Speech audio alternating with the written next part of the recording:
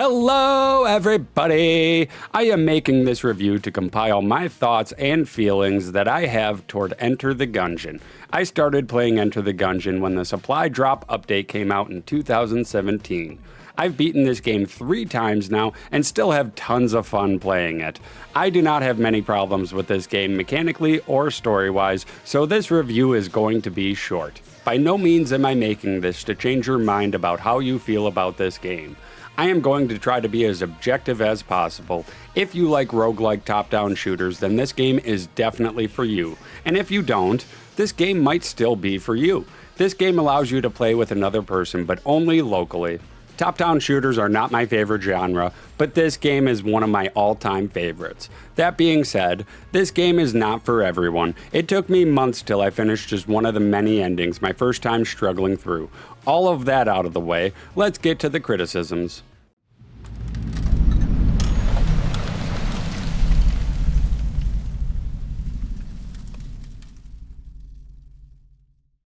The story is vast, spanning decades in this universe, yet the story is incredibly simple. There are 4 characters you can choose from right from the start. Each one has entered the Gungeon to find a gun so powerful that it can kill one's past. The Gungeon is a gigantic tower filled with bulletkin who protect the riches of the Gungeon.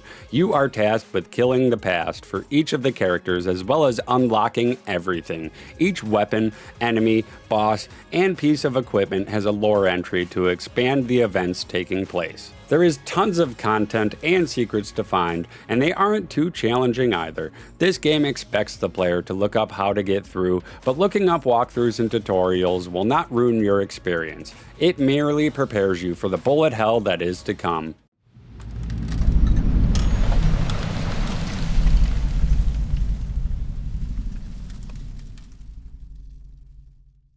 The gameplay is super simple and intuitive. I play on mouse and keyboard, but controller is also an option as well. If you play with a controller, you will get aim assist, while mouse and keyboard is much more precise. The aim assist that controller offers you can benefit you greatly, as when bullets are flying left and right, you don't always want to worry about where your bullets are hitting. I prefer mouse and keyboard over controller personally, but would recommend playing this game on controller. As you go through the Gungeon, there are 2 stats that are not shown to you in the game, but they will greatly affect your gameplay. These 2 stats are coolness and curse. Coolness determines your luck. Certain items will raise your coolness, making it feel a little bit easier. Curse is also acquired through items that you pick up, but can be artificially added. Curse will determine how many enemies are buffed. These buffed enemies are referred to as jammed. They deal twice the damage and have 4 times their normal health. If your curse gets too high, a Reaper will start following you around and try to kill you. There is no way to get rid of this Reaper once he spawns. Cursed weapons and equipment are generally considered very good, so you need to balance your coolness and curse as you clear floors and get more weapons. There are tons of secret rooms as well as secret floors that you will want to complete. For example, the totally optional tutorial has a secret room that most players will miss their first time through. This room has an item to unlock that you can use on future runs. The attention to detail and rewards for exploration are absolutely fantastic in this game.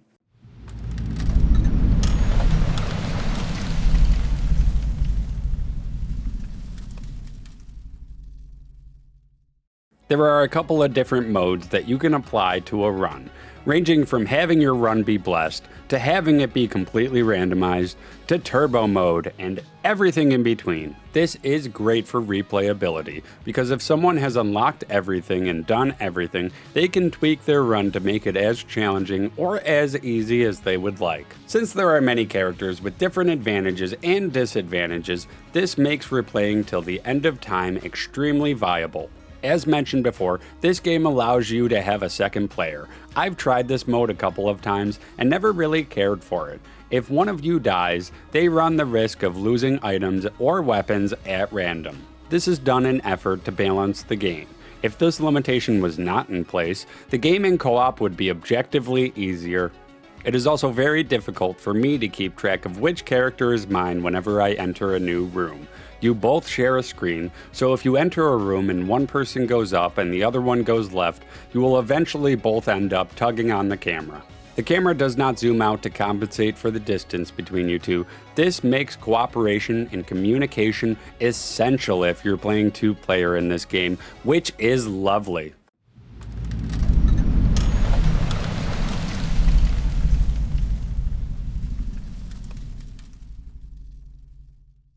When you first start playing, you will have nothing unlocked and things will be difficult.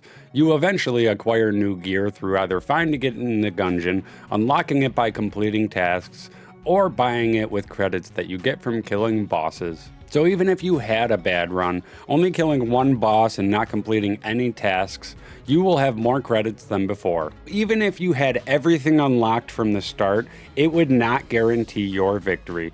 This game takes a lot of skill and knowledge of its mechanics and secrets to master. One does not simply acquire the gun to kill the past, you have to work for it.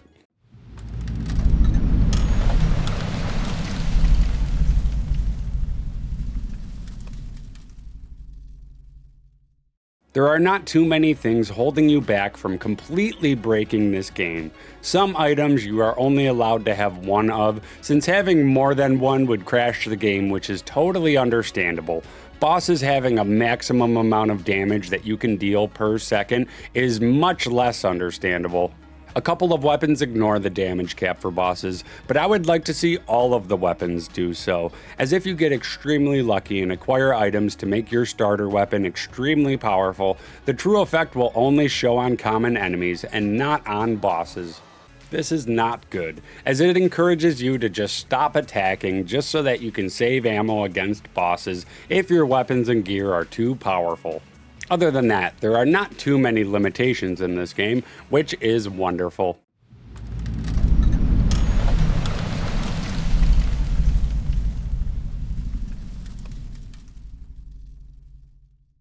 Enter the Gungeon allows you to mod the game as much as you'd like, which is a big upside to creativity and replayability.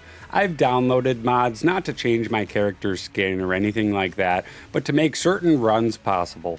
One of my favorite modded runs is what I call the starter weapon run. Every time you get a new item, you are not allowed to pick it up.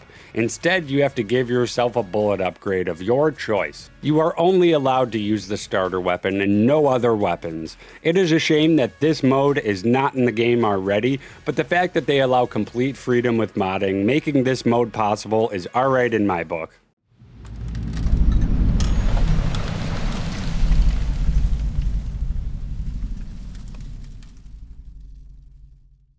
In the end, if I was to rate this game, number 1 being unplayable or extremely insulting to the player's intelligence, and number 10 being a hypothetically perfect game which does not exist, I would rate this game a lower 8 out of 10. This game is extremely addicting with tons of content and things to do. The only reason I did not give a score that is higher is due to the damage limitation against bosses and some gameplay reasons. I've gotten hit by far too many bullets that I shouldn't have to call it coincidence.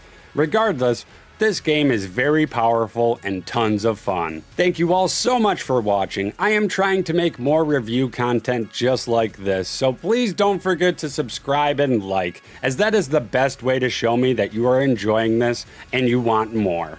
Please don't forget to comment if you feel I left anything out. We also have a Patreon page. If you feel like supporting even more, Patreon subscribers get special perks and secrets of the channel. All proceeds go toward giveaways for you guys on Twitch. We stream all the time on Twitch, so don't forget to follow us over there. Link is right in the description. I would love to meet each and every single one of you in my chat. Keep on being your best and striving for a better tomorrow, folks.